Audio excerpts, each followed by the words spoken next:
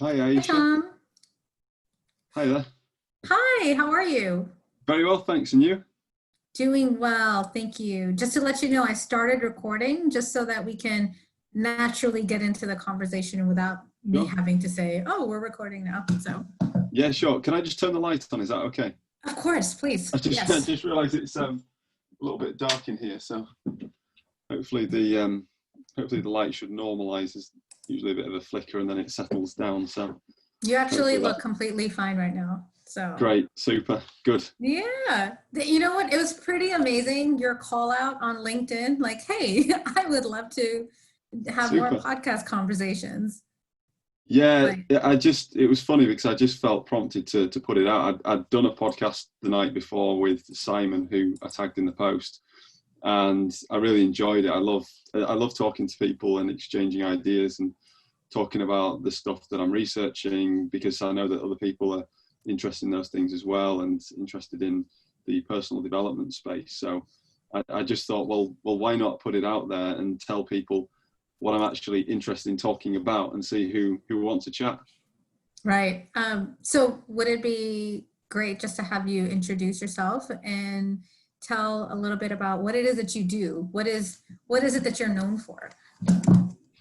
What is it that I do? It's a good question. So I am the founder of a company called Stewardships Limited. And what I do is I mentor individuals in relation to self-governance. So it's about really taking control of your life and finding a sense of order and a sense of purpose in your life. It's not life coaching per se. It's more mentoring. It's perhaps a longer term relationship than life coaching. It's mentoring is more about long term aspirations than it is about short term goals and immediate skills.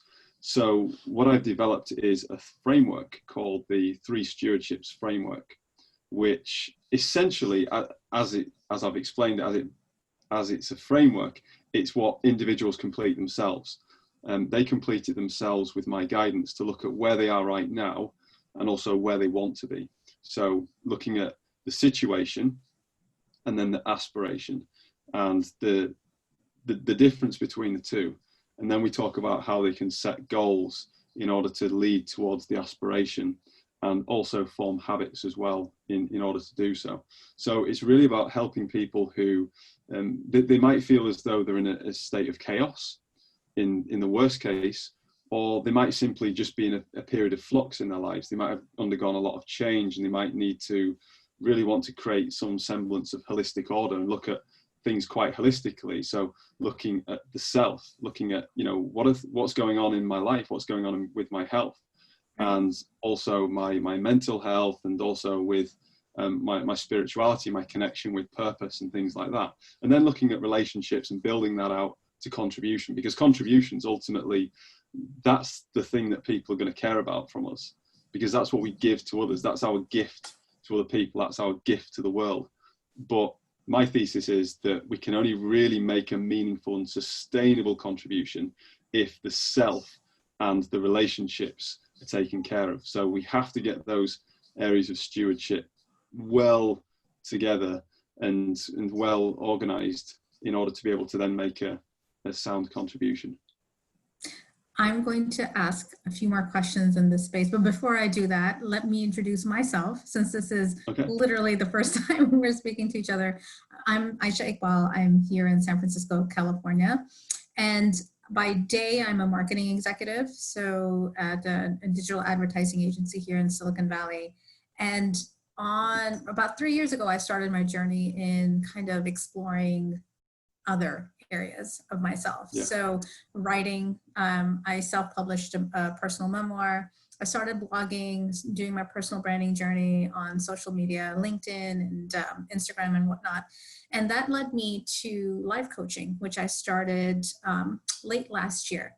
So I work with mothers, basically helping them understand that they are more than moms, and it's okay to be that. It's okay to thrive in this other self, because we weren't always mothers. We were other selves before motherhood, but something happens, whether it's societal, whether it's familial, but when we become mothers, that's all that our identity becomes. So my life coaching is really in to help women kind of identify with that other self or selves again, and really thrive in that space.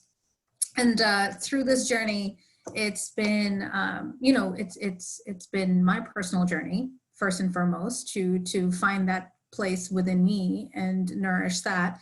And then through that, I started having conversations with people, with other women, with men, is that term feminist, where people think that it's tied only to females, but no, it's feminist is anyone, right? That believes in the equality of all genders and that women get treated equally in that space.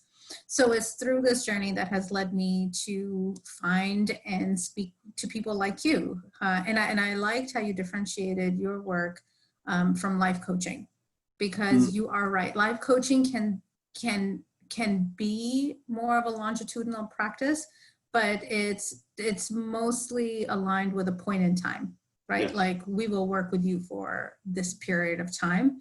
Whereas I like the way you describe the work that you're doing. It's a mentorship. It does mean a longer lasting kind of relationship, right? Because development it can be a point of time, but true development is iterative. You keep building on it, right? You start one thing, you learn from it, you iterate, and then you do something again, or you do the same thing again until it sticks. So I wanted to ask you, who are the kind of people that are drawn to your framework and your way of thinking about stewarding and mentoring? It's a very, very interesting question. This is something that I've had to really delve into, because my way of getting into the mentoring is a very spiritual. It's been a very spiritual journey. It's been a very spiritual and very personal process. And so I've done things almost in reverse, in the sense that rather than setting out from the start and saying, right, here's a market and I'm going to go into this space, into this market and meet this need. I've done a lot of introspective work and looking at myself and how I'm wired up. And throughout my life, what value have I given to others? And the mentoring, particularly around stewardship and self-governance, has really played into that. It's really linked into that really well. So I've had to almost retrospectively figure out, who is this for? And it's been very interesting, because as I've opened my mouth about what I do in the mentoring, there have been various different people who have been drawn to me and who have been attracted to this work. And I'd say that they break down into three categories. And the first category, as I alluded to previously, is those who might feel like their life is in chaos. And that doesn't mean that everything's just a complete mess, but they don't have a sense of order in their lives, and they don't necessarily know why they're doing things. And I relate very strongly to that person, because I found myself in a situation when I was at university where I sleepwalked my way into what I call the hedonism trap, which is the trap of pursuing pleasure as an end in itself. And I did that not because I'm a bad, horrible, selfish person, but I did that because the world is full of distractions. It's full of temptations, and life is hard. It's hard for everybody in varying different degrees and varying different ways. And so because of these three challenges, I'd found myself sleepwalking. I'd found myself becoming, well, I would say, guided by what was going to make me feel good at that particular moment in time. So that's the first type of person, is the person who's maybe sleepwalked their way into the hedonism trap. In any case, they're in a state of chaos and they need a sense of order. The second type of person that comes to me is somebody who simply feels like they are not connected with themselves. They're not connected with their purpose, their inner voice, their inner purpose, and a higher purpose, something that speaks to who they are as a unique individual and their individual identity. And they're really looking to do something more than get a promotion, more than be a director of a company or get the car or the status, whatever it is. They're looking about what it is in heart and in mind, what it is that they have got to offer the world. And so the framework that I've got really builds that out, because it starts with self. We talk about self and identifying the situation there. And then we talk about the relationships that the individual has in their life with other people. And then we talk about contribution. So what contributions is that person making at a micro level, and then building out. So we start, in the home, what are your contributions? In your communities, what are your contributions? And then at work and in the wider world, what are your contributions? And as we build things out like that, then we can really find a way to identify what that person's calling is, what that person's strengths are. Mm-hmm. And I'd say the third type of person that's drawn to me is a person who is simply in a state of flux. There's a lot of change going on. And again, they need that sense of order. Their life might not be in chaos, but they have a lot of external stimuli that, again, it comes back to that thing about distractions, temptations, and hardships. There are a lot of external stimuli, a lot of things going on, and they need a way to make sense of it. They need a way to find the wood from the trees and to be able to move forward. I like the way that you have set that up, and this is going to take us into the conversation that I wanted to have with you. But first, I wanted to ask, when in the first step, first pillar, where you said that you're sleepwalking into the hedonism trap, and people are looking for pleasure. How are you defining pleasure? Because immediately when you think of hedonism, I think of Nero, and I think of partying and drugs and sex and all of that. Mm-hmm. But there's more to that, right? Pleasure and happiness. It's more than just those outer things. Can you speak a little bit more about that? Yeah, so there's a difference between wanting sensory pleasure. So I would talk about the sort of hedonism that I'm talking about is sensory, in the moment pleasure. Right. I'm not talking about joy. I'm not talking about contentment, for example. Right now, for example, we're on lockdown in the UK, certainly, and it's just been extended quite recently, and so we're kind of stuck in our environments. We've been sent to our rooms, so to speak, and so we've got time to reflect on ourselves, on all these areas that I've talked about, and all these areas of stewardship, as I call them. And so, do we like these? Do we like who we are? Do we like the environments that we've created for ourselves, the situations that we're in? And essentially, I was at a point when I realized where I was, when I realized I was in this trap, I was at a point where I realized that I didn't like myself. And the reason that I didn't like myself is because I'd got to a situation where I was just looking out for what was good for me. So I hadn't done anything heinously wrong, and I certainly hadn't broken any laws or anything like that. And I wouldn't say that I was necessarily a bad person, but I was literally just interested in what was good for me in a particular moment. Right. And that's how I would really define it. It was selfishness. Essentially, it was selfishness. There's absolutely nothing wrong with having fun and having a good time. But if that's what your mindset is, if your mindset is just about pursuing pleasure and not thinking about how you can serve other people, then you can get to quite a dark place. And this is where I was in a state where I was just thinking about the next high, the next time that I was going to have a good time. Without, again, I wasn't a particularly bad person, but I really thoroughly didn't like myself. And when I came to this realization, I was on my own, and I'd almost been forced to be on my own by virtue of the fact that there was nothing else going on one Saturday night, which was something that was like, whoa, you're not doing anything on a Saturday night. That's the worst thing in the world. Right. But there I was alone in my room, and it just came down on me. It was just this realization that there was a hollowness that had been growing inside of me and building outwards. And it was a very, very powerful experience. And at that particular time, I wasn't suicidal, but I didn't particularly want to be alive. It was so powerful because I felt like my life was worthless and meaningless from not living a life of service. And I'm speaking as somebody who had already served at that point a 2-year voluntary mission in Madagascar. So I knew what it was to sacrifice and to give of myself. But because of the way in which I'd taken my finger off the pulse, as it were, I'd allowed myself to get into this situation by accident rather than by design. And it's very, very easy for that to happen. So this hedonism, this pursuit of pleasure, and this kind of selfishness that I'd become enveloped in turned into nihilism. It was a state of nothingness. Nihilism comes from the word nihil, which means nothing. And that's exactly what I felt at that time. I felt nothingness.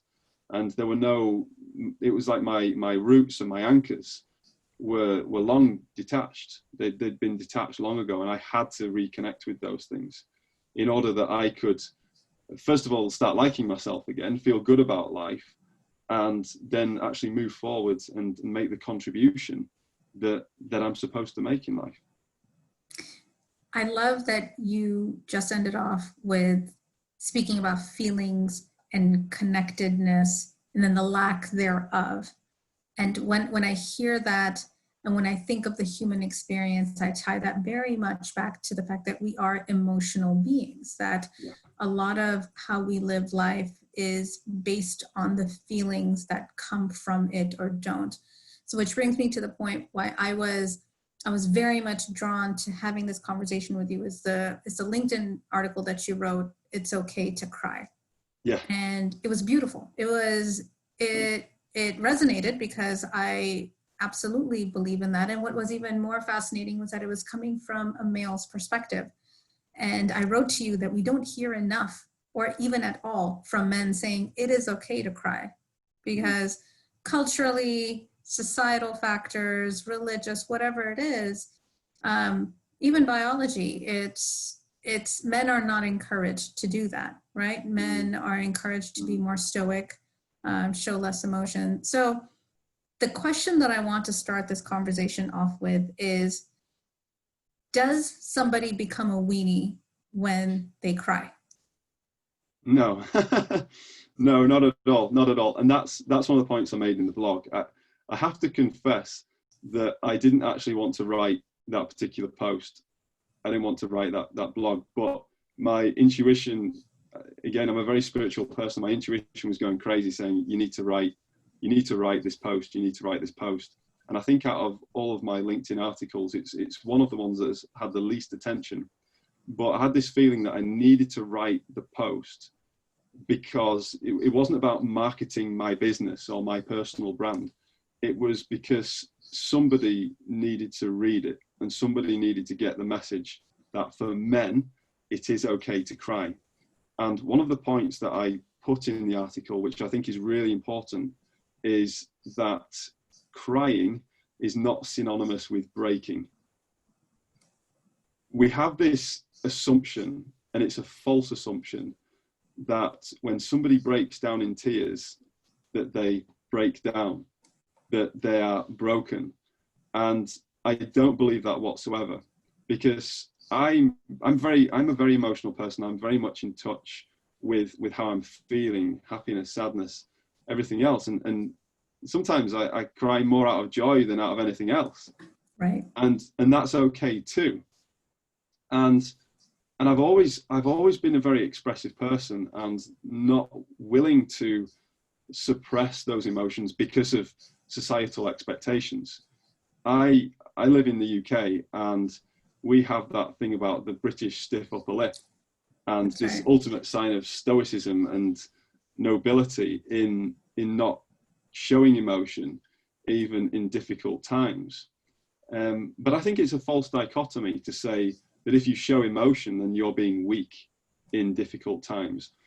Because for me, the way it works for me is that when I truly embrace who I am and how I feel, then it's cathartic in the sense that I give myself psychological air.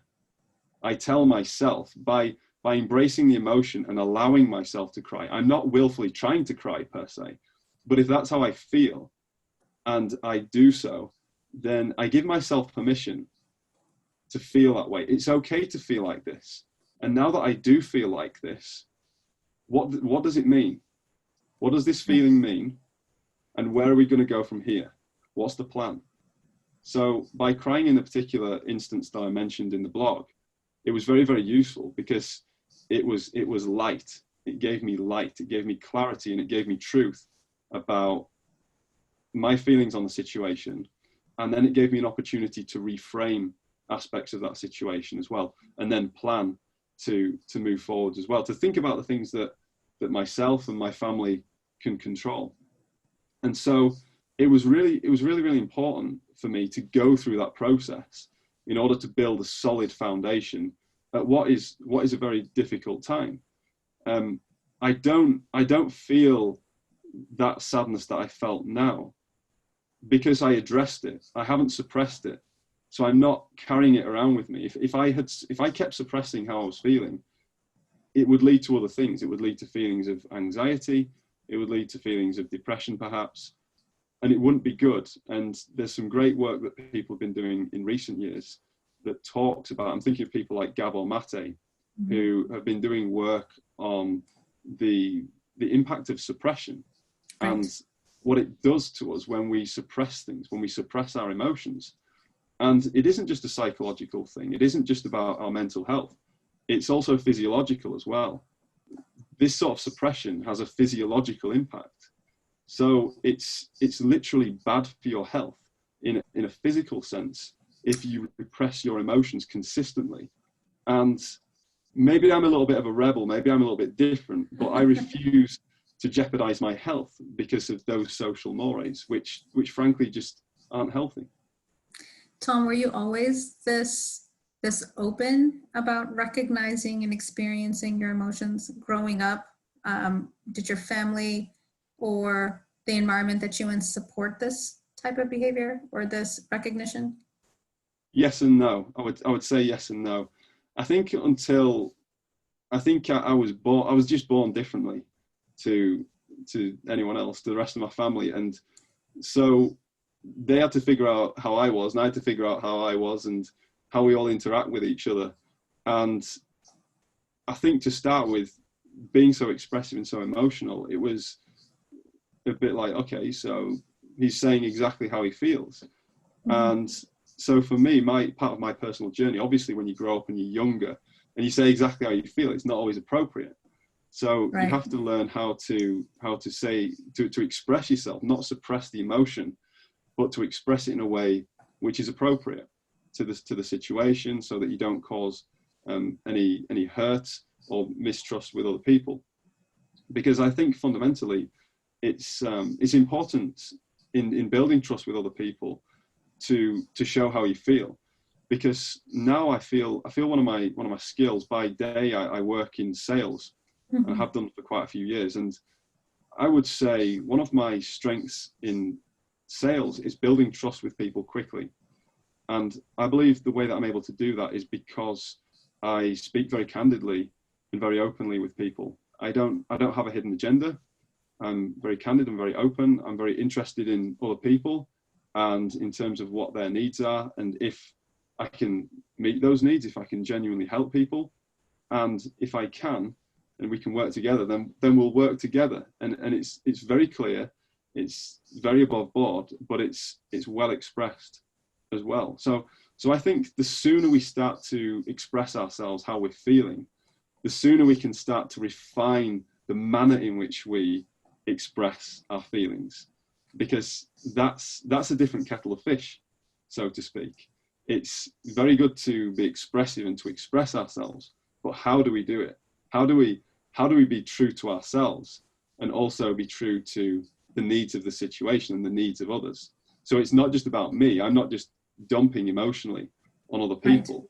I'm also being empathic. I'm being self-aware, both self-aware of my own needs, of the environment that I'm in, and then also being empathic to what other people need and what contribution that I can make. And that takes years of practice. That does take a lot of practice in order to do that. But I will go with candor every time. Do you think that Do you think all men are capable of this? And I keep going back to gender because the underlying foundation of this conversation is around the premise that we often hear in many cultures, that women will not make good leaders because they're too emotional. Mm. And so it is taking that statement and then really digging into that, right? Because it's, you and I both agree that being expressive, showing our emotions, crying even, is not a sign of weakness. I love that you said that. It does not mean that you are broken. You were speaking about it as if it's sort of a signal that you are getting from your inner being, from your body, that, hey, there's something here. Let's explore this a little bit more. I totally believe that. My emotions serve me as signals. So when we think of leadership, of management, part of those traits are to recognize signals, right? To recognize areas that need more exploration. And maybe leadership is thought to, we need to look at those things in the outer space, like the people that we are managing, the environment that we are leading in, versus let's look at our internal signals first and then carry that out into our leadership or management style. So that's how I see it. But whenever I've gotten into conversations about women, emotional beings, and the fact that it's more accepted for women to be emotional, but even then there's something there. Why is it? Is it because the starting assumption is that, oh, we are the weaker sex, we are the weaker gender, so that is why it's more accepted to see us exhibiting signs of weakness, like crying. And so that's why I keep bringing the gender part of it into the conversation. Yeah, interesting. So to the first question, in terms of, do I think that all men are capable of this? Yes, absolutely. My own mentor, he was actually the guy who helped me to find my way out of the hedonism trap to start with. I remember the first time I saw him cry, and he, to me still, and I know this isn't true, but to me, he is invincible. I see him as probably the strongest person that I know in terms of what he's been through in his life and what he's overcome. And he's a legend. And why was it important? Why was it important for you to say that you know it's not true, that he's invincible?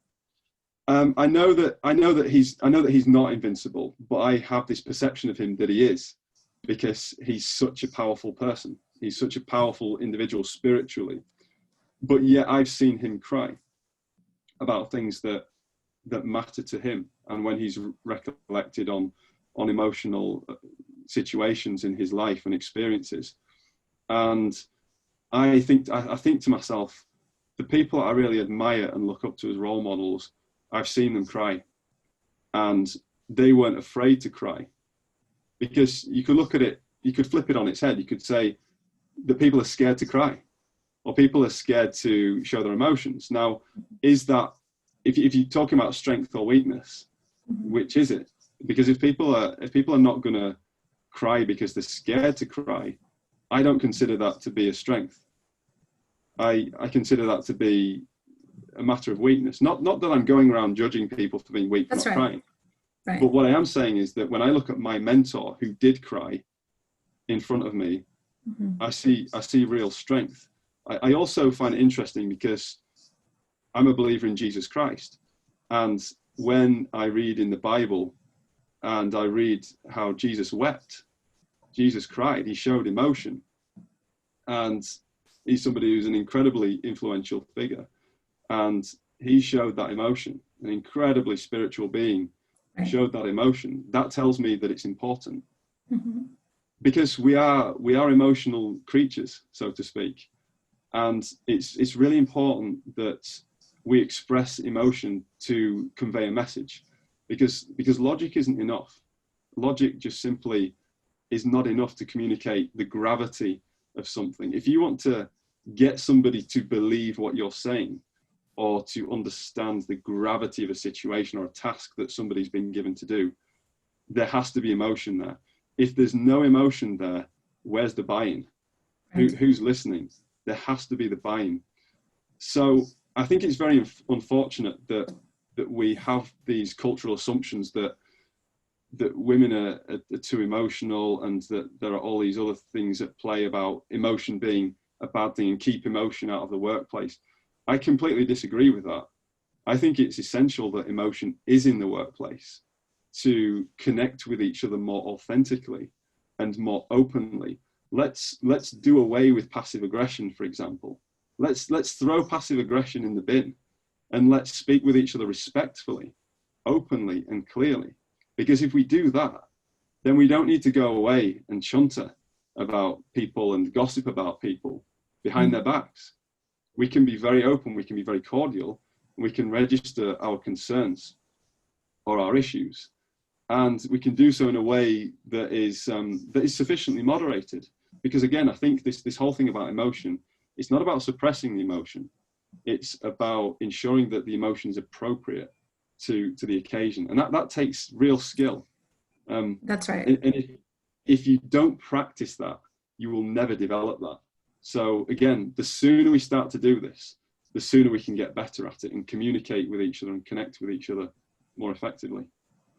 And this takes me back to your comment about if you are afraid of showing your emotion, you see that as a weakness. And I see your point there, because the question is, what's the motivation behind this action, right? Mm-hmm. So you are not showing your emotion because you are coming from a place of fear.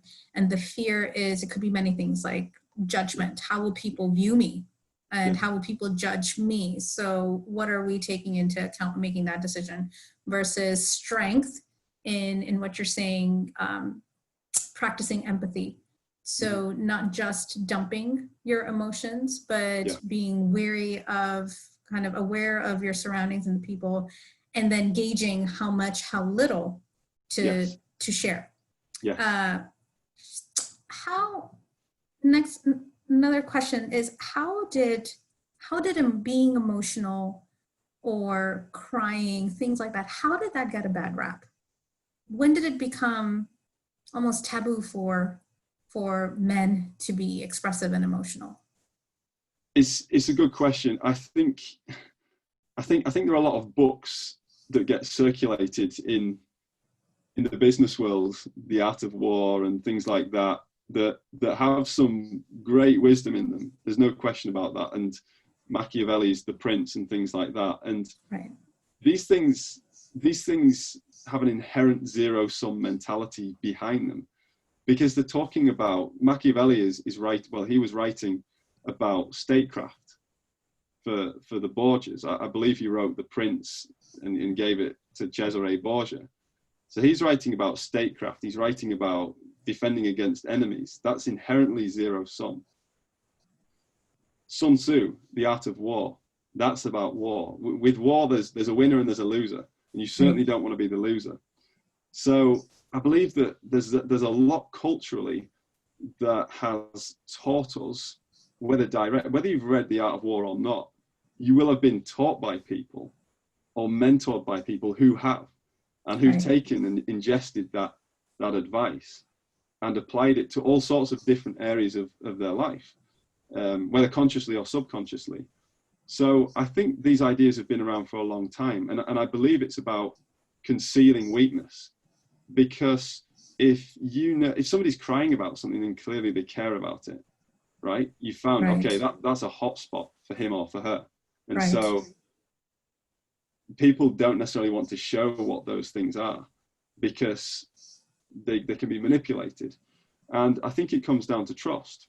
I talk a lot about trust to people, especially in relation to relationships. And it comes down to intention and people's intentions. What are your intentions?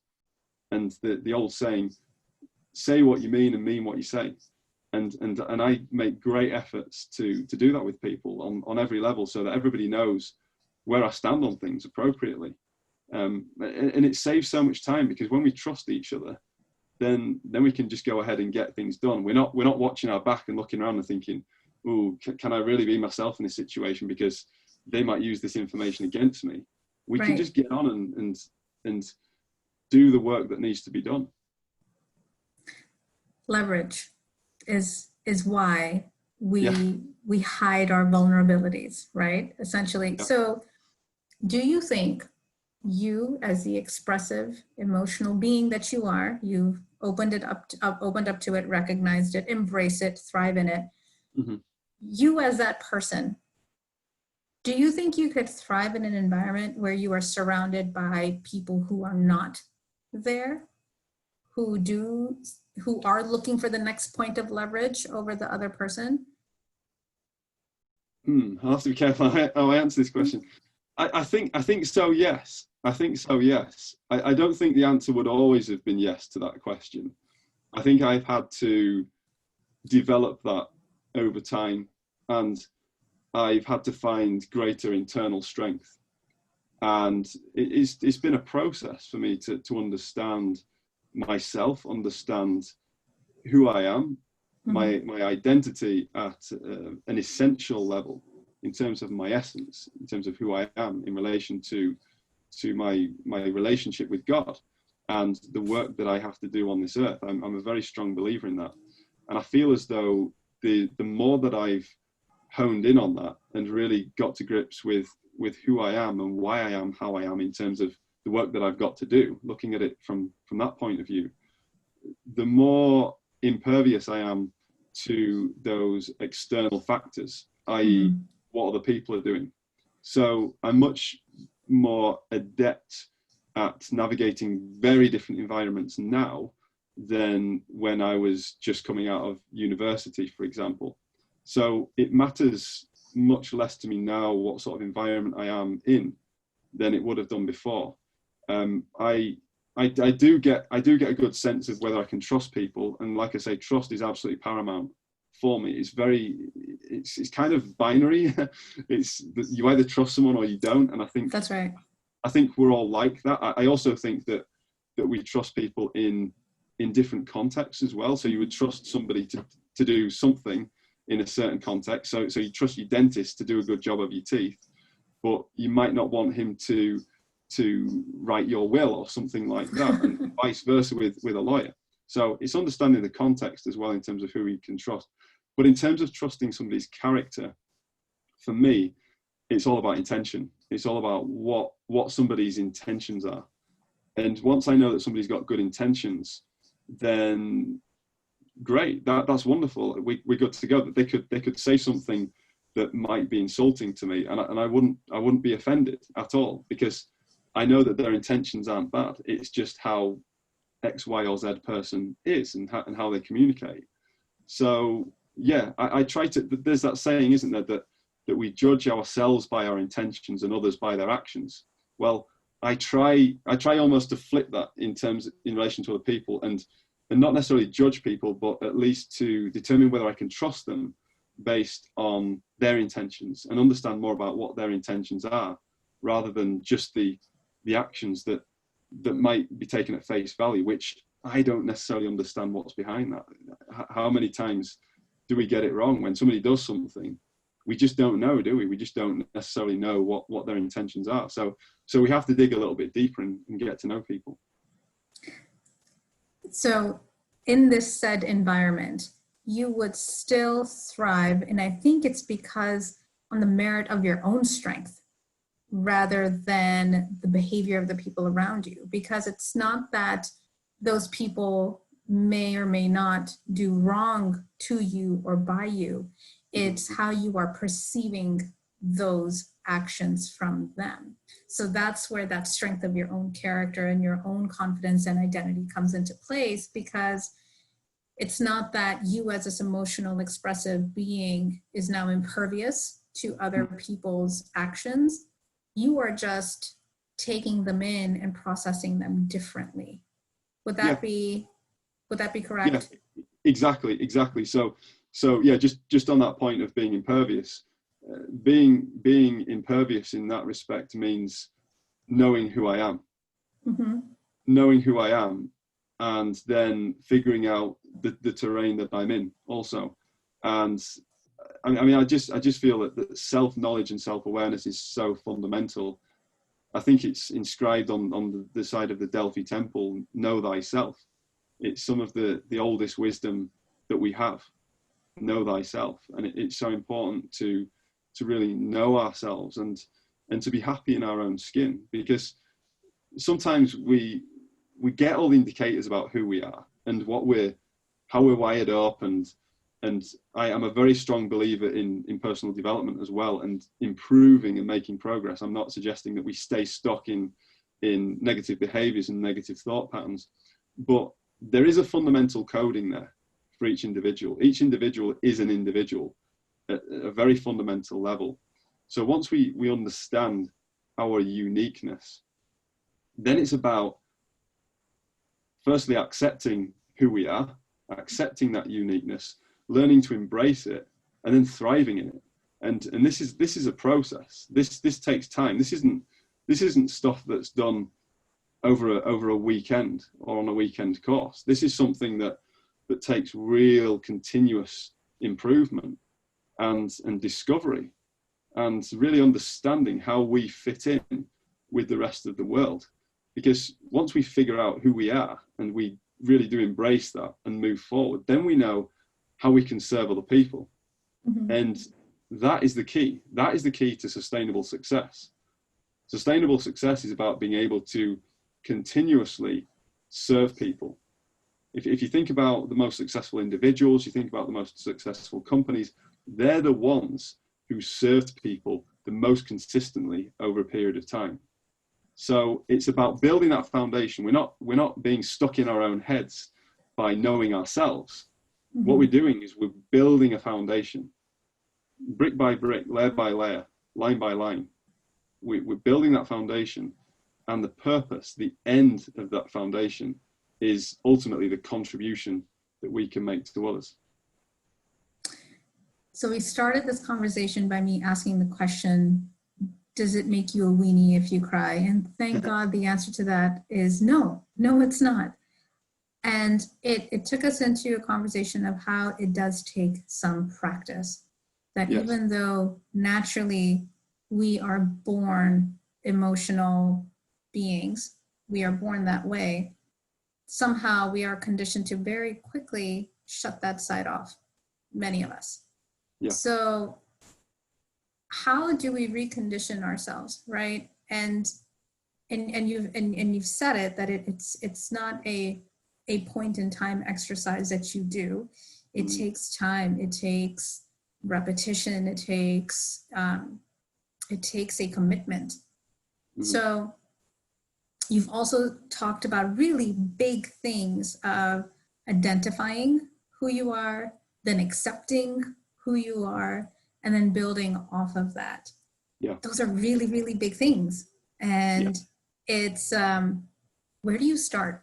How do you start this practice of becoming and accepting your emotional being? There's something really simple that I would suggest for anybody who is wanting to connect with themselves. And for me, it's been about media in terms of what I put into my head. Mm-hmm. And when I was younger, I used to watch a lot of trash in terms of violent films. Mm-hmm. And it didn't do me any good. And when, young men are, in a lot of ways, we're conditioned to watch films about gangsters and, horrible things and murders and war and everything else. Oh, so it's nothing in your DNA that makes you want to go see and do those things. Well, the thing is that there is obviously people wired up differently, and mm-hmm. there are things about violence that are appealing to people. Otherwise, mm-hmm. they wouldn't exist, because they have a sensory impact on our brains. And I think what the challenge that we've got, again, it relates back to what I was saying earlier in relation to the distractions and the temptations. These things are distractions, and they can help us to, cause us in some way to be desensitized from the more sensitive emotions. So everything becomes about strength, about toughness, in terms of destroying something else. So I think the first thing to do is turn that off. Things that are destructive or just gratuitously violent, turn them off. Stop watching them. Because although when I was a university student, I did watch a lot of gangster films, I don't really watch them anymore. If I do, it's extremely occasionally, and I feel everything. I'm like, well, that was horrible, and it feels unnatural to me to watch these things now, because I'm not used to it. I've become sensitive to those things again. And the other thing about media, on the other side, it's not just about taking out the trash, so to speak, but it's also about looking at things that really move you as well. I've cried in so many films. People ask the question, name a film that you've cried in. I've cried in loads, because I get myself into that state. When I'm watching a film, I like to get myself into that state and think about myself in the position of the character, and really embrace the humanity of these people. And it's also a great way to practice empathy as well, to really try and imagine yourself, what does it feel like being in a situation. And that's something that I picked up as well when I was at university, because I studied history, and when you're reading history, you have to empathize, you have to get into people's minds and think, well, why did he or she choose to do this? Why did they choose that particular approach? And so I think as well, yeah, take out the trash, the stuff that is really desensitizing, the things that made you wince the first time you saw them. You don't need to be feeding your brain that stuff. It's rubbish, and it's desensitizing you to the finer points of your emotions. And then the second thing I'd say is really when you're watching a film and you are there, be present. So if you're watching a film like The Color Purple, for example, which is highly emotive, be there, be with those characters. Imagine that you are with those characters, that it's you, that it's your family, that these things are happening to, and that you're in these situations. And people will be surprised. People will be surprised that they can open up, that they can open up their hearts, that they can open up their minds, and that they can learn an awful lot as well. So they're very simple things, but they're things that can actually have an outsized impact. It sounds simple, yeah, stop watching these movies, start watching these others instead. Very simple, but environment is so important. And the environment that we create in our homes is absolutely critical to whether we'll succeed or not. But the environment that we create in here as well, and what we're feeding our brains, is so important. We live in such a world that is full of manipulation. People are trying to manipulate us all the time, whether it's for marketing purposes, whether it's for political ends, people with agendas. And so we've really got to be on guard that we aren't allowing ourselves just to fall into the trap of drinking the Kool-Aid of whatever's shown up. Let's be more proactive about what we feed our brains and what emotions we actually want to connect to. They are simple actions, but as you were speaking about them, the power of those simple actions does resonate, because you're absolutely right. We have a natural tendency, our desensitization and how quickly we become used to something, that's how we evolve. We stop doing something, we start doing more of that, we get used to it, and we evolve and keep doing that. So it's as simple as turning something off, turning something else on. I like that advice about being present, even in something as simple as a movie. I know I do that. I was laughing when you said that you cry in all movies, because that is me. I cry out of happiness, out of sadness, out of anger. All my emotions are kind of tied to tears. So I was very much a fan of that advice. So Tom, thank you so much for this conversation and for your time. It has been immensely enlightening, and I feel refreshed and rejuvenated to hear someone like you speak so powerfully about the importance of emotions and and recognizing and accepting that part of us. Thank you, Aisha. It's been a pleasure to be here. Thank you for having me. You have a wonderful evening. You too. Take care. Thank you so much. All right.